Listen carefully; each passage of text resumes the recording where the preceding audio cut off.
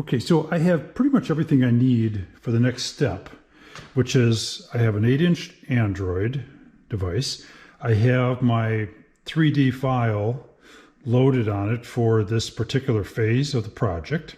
So these cut lists. So these are the things that I'm going to be working on next.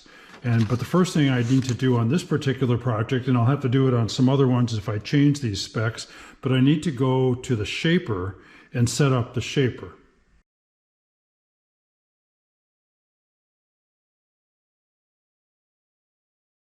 So before I can do anything, I unplugged it, okay?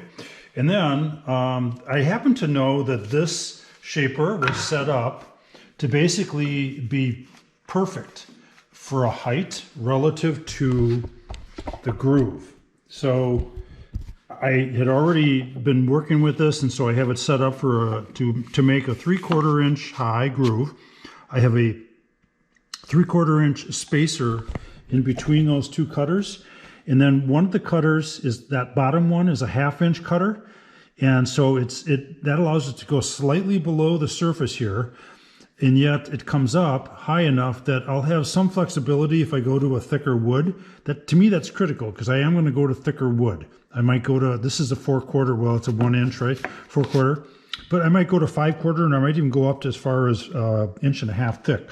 So then there's all this space above that with a 3/4 inch cutter, so that I have a lot of flexibility. All I need to do is tweak this thing up or down to change the height of my tongue. So again, because I had that dialed in already, I'm not going to change the height. So I'm not going to set up, I'm not going to change any of these two knobs down here, but I did make a change. At least I'm going to try it anyhow on this first prototype to see how 3/8 inch works as far as the depth goes. So right now I've got that set to go just a hair over, like a 32nd over a 1/4 inch deep. In fact, no, I don't. This one is set up at exactly a 1/4. So, but I think I want to go to 3/8. Now, again, a shaper should be able to handle it. Definitely can handle it on pine. I don't know how it's going to work on oak, and especially when you get into some knots and things like that. I think it's going to be okay.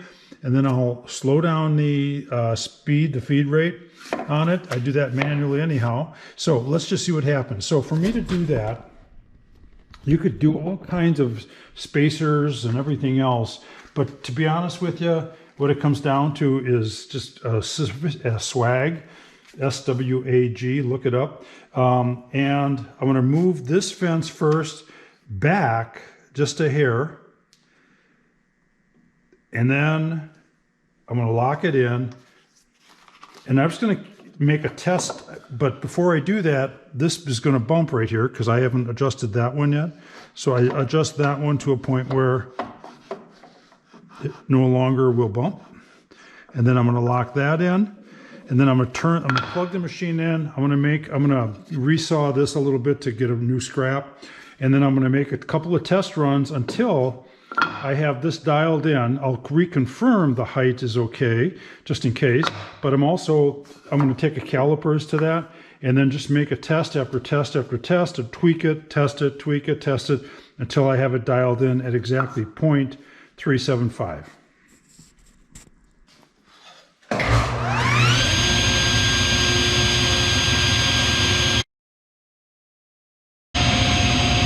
All I'm doing here is making a board that I can run through the shaper as a test.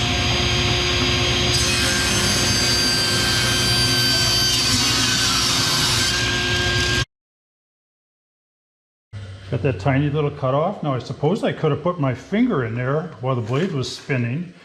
And of course, like a lot of folks, they take the guards off. I don't take the guards off. I know how I handle that now. So what I have is a piece of wood that on this side anyhow doesn't have anything at all. I know I'm going to need another test, so I'm going to go ahead and run the other side off.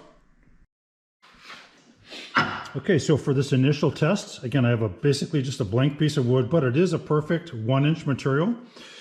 It's from the stair treads. So I'm going to run it through. I've got it set up where I think it's going to be 3/8. My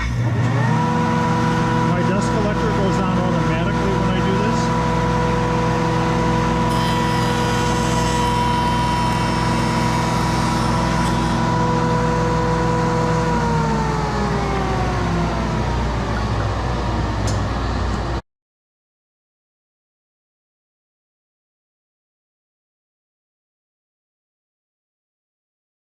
All right, so I reset it to 0. Then I tested the depth. I got 0.323. I'm looking for 0.375. I got to tell you, I don't want it any deeper than 0.375 ever, because then it'll sometimes bump ahead of times. So I'm going to just try this, the other side. And on that, I got 0.310. So I think I might need to do a little bit more depth.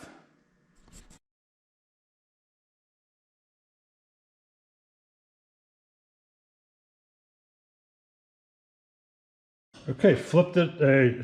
I changed it by maybe a 64th of an inch at best.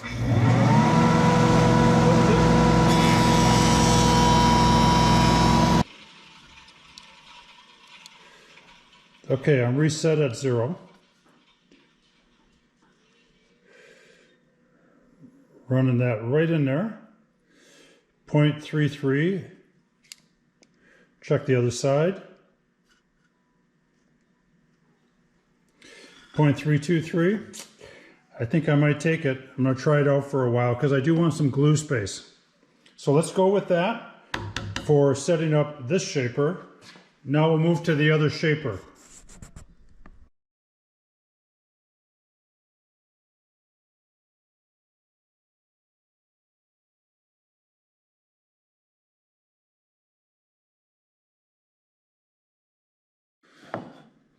Okay, using the same process, and again, I tweaked that other side. All I can do is ballpark it.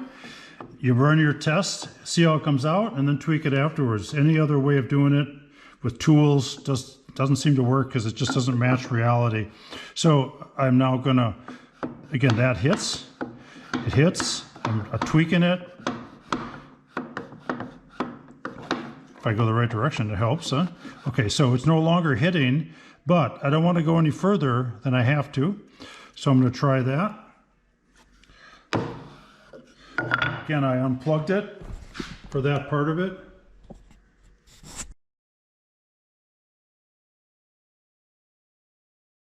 Okay, before I go any further, when I tested earlier for 3/8 inch depth, what I didn't do was to test and see if I'm also in the center.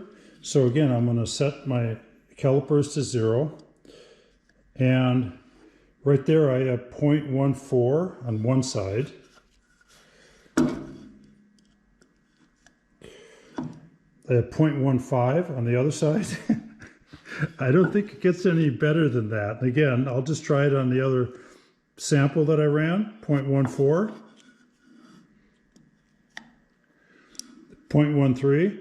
And that's as close as it's going to get. So this other shaper where I ran that, I do have the height of those cutters at exactly where I want to be for 1 inch material. I'm not going to change that. The rest of it is going to have to do with how tight I push down or how perfect the wood is. There's nothing you can do to get it any more accurate than that. So right now what I'm looking for is, I'm using the same piece, right? But I'm going to test for depth, and then I'm also going to check for height. Using a feather board to me is huge in terms of safety and accuracy. So I'm pushing that back. I'm gonna tighten it up a little bit, but once I start pushing that through there and actually make the groove, then I'm going to move this so that the pressure is straight in front of the cutter.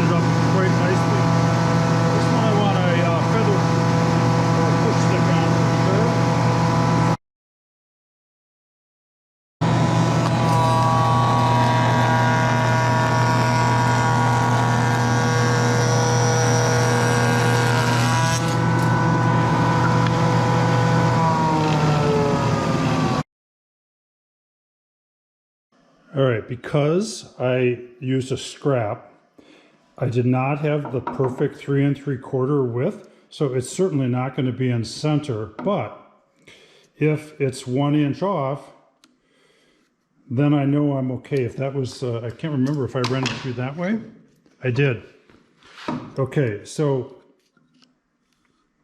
it should be, I'm going to have to go back and confirm the height of that. This actually might be correct, but I'm going to confirm that.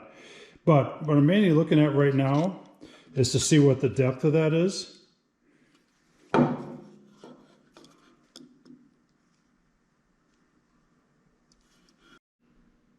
Okay, so I did tweak it just a hair, and that's as close as I'm going to get, because again, you'll have even stuff like this. You're not going to get 2 places behind the decimal point with it. You'll have stuff like this, and it's close enough for what I'm doing on all of these projects. I don't think there's anything that requires accuracy any greater than that, and so I'm good with that. So I have my depth correct.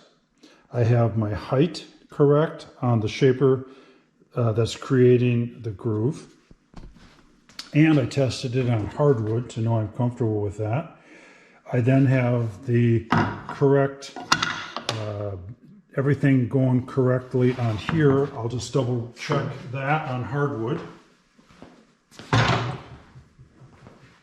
Unfortunately, you cannot use a feather board in this because there isn't enough distance here, so it's seat of the pants type stuff.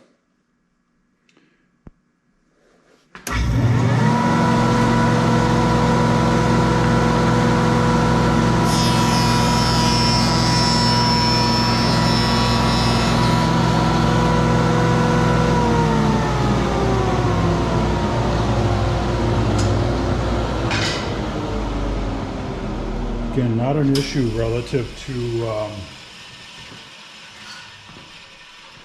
the power needed and everything else, because again, it had plenty of places for the dust to go in both directions, plus there's really good dust collection on this. So if you notice, there's no dust. All these tests I've had no dust at all.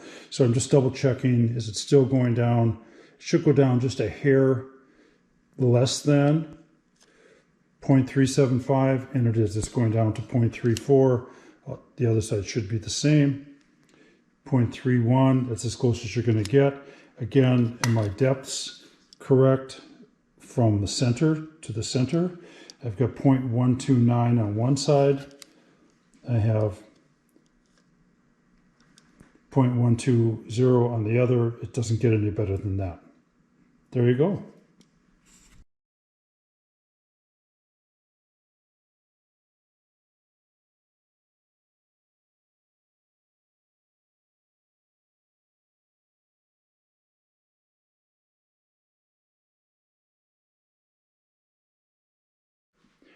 Now, I actually don't know if I should let you witness this because this is scary.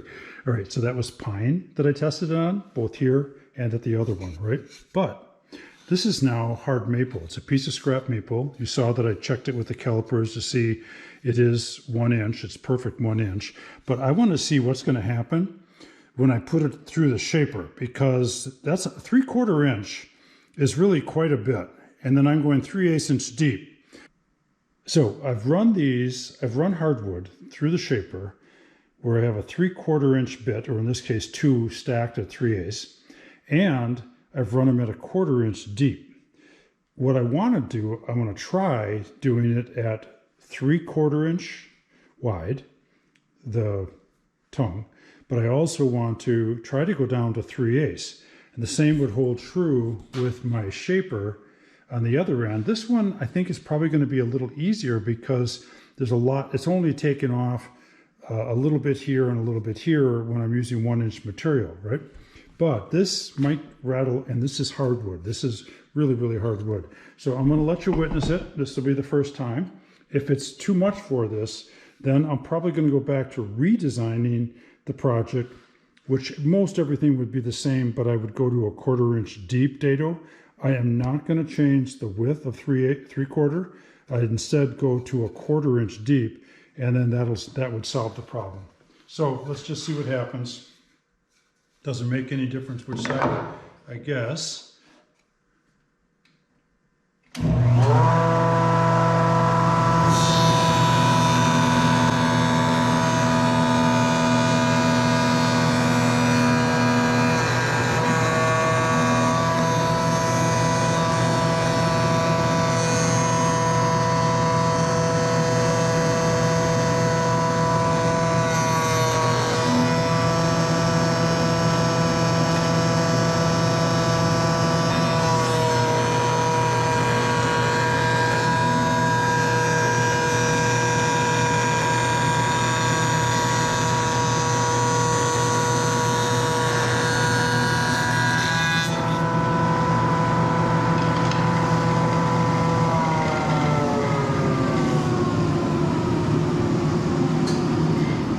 very happy with that. In fact, it seemed smoother than it did when using the pine, and part of that's because of the grains and so on. So for now anyhow, I'm going to try to stick with 3/8 inch deep. Let's test it in fact. So I'm getting that 0.392 that I was looking for earlier, and that's what I want to try to stay with, which is great.